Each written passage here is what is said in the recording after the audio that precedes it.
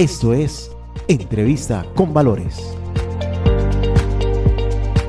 Hola, buenas tardes para toda la audiencia del periódico Valores Cristianos. En Entrevista con Valores con Esteban Ramírez, un joven bien preparado. Esteban, bienvenido a los micrófonos de Valores Cristianos. Gracias, querido Gonzalo, para toda la audiencia y cada uno de los lectores de Valores Cristianos.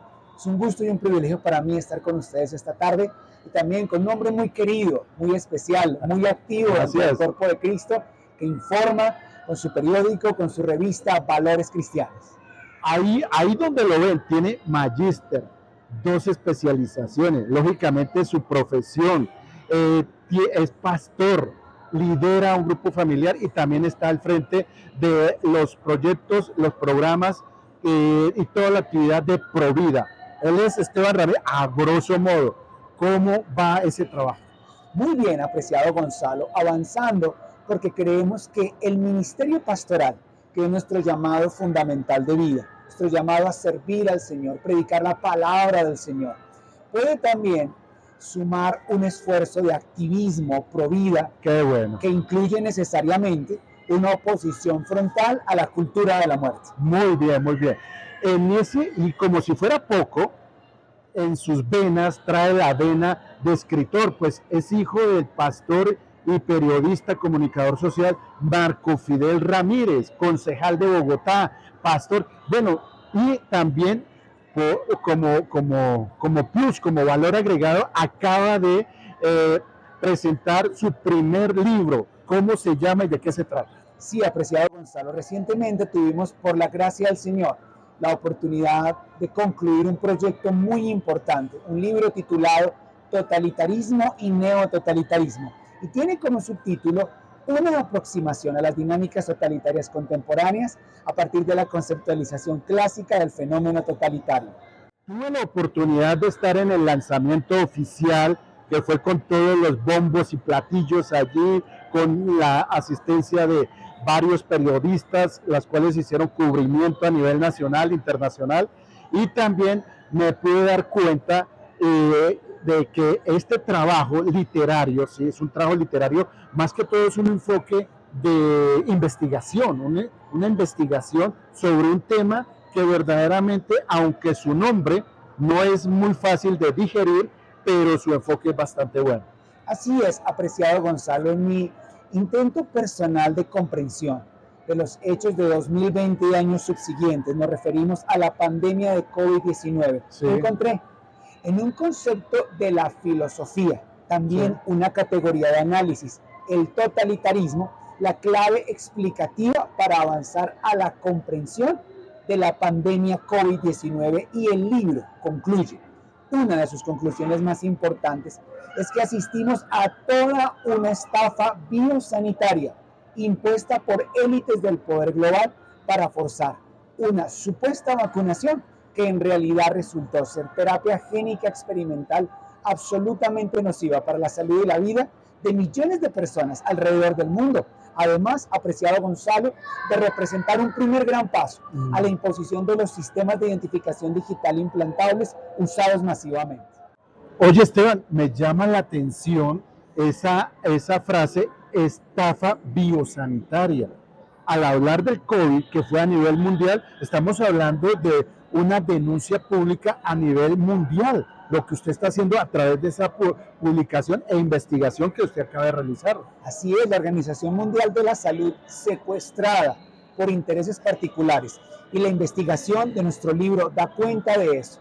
A mediados del mes de marzo del año 2020 nos dijo que una amenaza viral rondaba por el mundo y que era tan peligrosa que debíamos confinarnos y debíamos recluirnos en nuestros hogares, completamente asustados y paralizados, que no podíamos volver a congregarnos y que debíamos aguardar por la única salvación posible a partir de tecnología genética experimental desarrollada por la industria farmacéutica con las supuestas vacunas. Pero resulta que investigando, resulta que escuchando posturas divergentes de profesionales de la salud, juristas e investigadores independientes, podemos concluir que hay mucho más allá del relato oficial de la Organización Mundial de la Salud y de los medios oficiales que nunca se nos dijo y que señalan con claridad que lo que vivimos en 2020 y años subsiguientes no fue una crisis sanitaria espontánea, sino una operación de falsa bandera donde élites del poder global impusieron una dictadura de pensamiento único para afirmar una supuesta pandemia que resultó por completo toda una gran estafa. Repito, para forzar una vacunación, Gonzalo, que no fue vacunación, pero que enriqueció mucho más a la industria farmacéutica y que hoy ha afectado gravemente la salud de millones de personas alrededor del mundo. Además, produciendo algo que hoy se conoce comúnmente como el turbocáncer, no producido por el cambio climático, no producido supuestamente por un auge de las enfermedades oncogénicas, sino específicamente por las sustancias que sin serlo fueron llamadas vacunas durante la pandemia. O sea que cometimos un error al vacunarnos con las vacunas que estaban presentando, porque prácticamente eran gratis, pero los gobiernos, el Estado tenía que comprarlas a la Organización Mundial de la Salud. De hecho, apreciado Gonzalo, las farmacéuticas se molestaron con Colombia por la filtración de los contratos que firmaron con el Estado colombiano y que eran una fiel copia de los contratos que firmaron con todas las demás naciones del mundo. ¿Cuál era la previsión de esos contratos? Número 1, exclusividad. Número 2, confidencialidad. Y número 3, esos contratos eximían de toda responsabilidad por las enfermedades, por las lesiones y los efectos adversos de sus productos a las farmacéuticas. Mejor dicho, deben pagarnos todo lo que pedimos en dólares y además no nos hacemos responsables por los efectos adversos de nuestro producto. ¿Qué es eso? Tanto confiaban las farmacéuticas en sus supuestas vacunas que pedían ser eximidos de toda responsabilidad. Y lo que vimos después, además, fue una campaña mediática de terror para decirnos: no hay una alternativa o una solución diferente que la vacunal. Pero muchos médicos independientes, muchos médicos sin conflicto de interés con la industria farmacéutica nos dijeron: un momento, ese supuesto virus no es mortal, ni es tan peligroso. Hay tratamientos, hay abordajes médicos alternativos. ¿Cuál es el afán en vacunar? El afán era económico e ideológico. Vea pues, o sea que en este momento podemos decir que todo lo que se presentó en esa ocasión, en ese tiempo, era un totalitarismo, una pandemia que cubrió a nivel mundial. Todos los países cerraron sus fronteras, no había gente en las calles, bueno, cantidad de cosas sucedieron en ese tiempo. Pero ahora entonces estamos viviendo lo que se llama el neototalitarismo, o esa es la etapa que todavía viene o está por venir. Esa justamente, apreciado Gonzalo, es la pregunta que intenta responder el libro. No queremos tirar a la cara argumentos a partir de una investigación, queremos entrar en diálogo, porque justamente eso fue lo que se perdió durante la pandemia, la posibilidad de dialogar, la posibilidad de debatir y la posibilidad de disentir. En el capítulo 1 abordamos el concepto y la noción clásica del totalitarismo a partir del libro Los orígenes del totalitarismo de la filósofa, teórica política y pensadora judía Hannah Arendt. En el capítulo número 2, apreciado Gonzalo, queridos televidentes, buscamos dos ejemplos contemporáneos de sistemas de dominación totalitaria y los encontramos en la actualidad, en el sistema de crédito social chino y en el culto al líder norcoreano. Y en el capítulo 3 hacemos justamente lo que tú mencionabas, analizar la pandemia COVID-19 como un neototalitarismo o como la imposición de una nueva expresión de totalitarismo invertido contemporáneo. Bueno, desde la casa editorial Valores Cristianos, que uno de los factores uno de los objetivos que tenemos es cumplimiento de la gran comisión, ir y predicar el evangelio a toda criatura a través de la página impresa y virtual del periódico Valores Cristianos. Y el segundo es ser factor de unidad de la iglesia cristiana.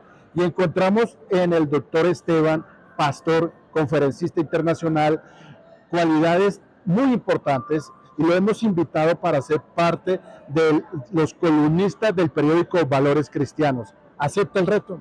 Por supuesto, apreciado Gonzalo, muchas gracias. Queremos tenerlo, qué bueno tenerlo, ¿por qué? Porque ahí él va a estar direccionando su punto de vista, su pensamiento ideológico y sobre todo es una persona con principios, con valores, una persona que tiene a Cristo en su corazón y va a direccionar a través de este medio de comunicación a toda la iglesia cristiana del país.